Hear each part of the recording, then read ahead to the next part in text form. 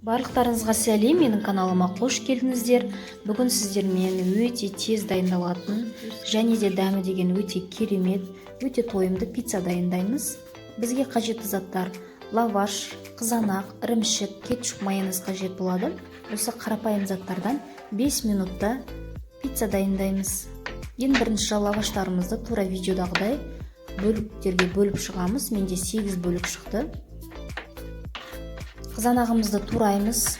Осылай майдалап тураған дұрыс. Ірімшігімізді алдын ала үкіштен өткізіп дайындап аламыз. Пиццамызды ораймыз. Лавашымызды алып, үстіне аздап кетчуп пен майонезді жағып шығамыз. Қызанағымызды саламыз. Тұз бен бұрыш қоссаңыздар да болады. Өз қалауларыңыз, мен қосқан жоқпын. Менің балаларыма осылай ұнайды.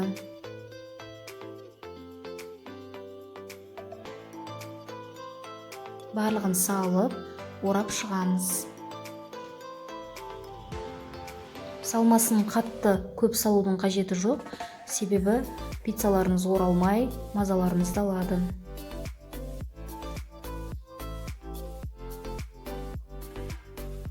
Қалған лаваштарымызды да тура осылай майонез бен кетчупты жағып, қызанақ, ірімшігімізді салып орап шығамыз.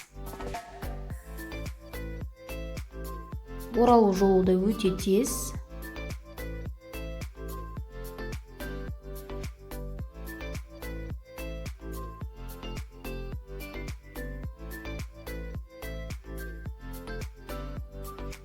Біздің пиццаларымыз дайын. Үстіне бір жұмыртқаны жағып шығамыз. Мен үстіне күнжіт септім. Күнжіт сеппесеңіздер де болады, өз қалауларыңыз. 180 градуста қызарғанша пісіріп аламыз. 5-10 минут қана уақыт кетеді. Әркімнің пеші әртүрлі. Менде 6 минут қана пісіріп алдым. Қатты күйдіріп пісіруге болмайды, аздап қана. Біздің пиццаларымыз дайын, өте ыстық болып тұр. Барлықтарыңызға жасауға кеңес беремін, қыздар, өкінбейсіздер. Мен 100% сеніммен айталам, сіздердің қонақтарыңызға және балаларыңызға, отбасыларыңызға өте қатты ұнайды. Жасап көріңіздер.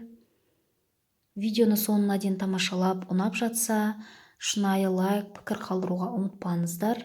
Сіздермен бірге болған Айгерім ас болсын.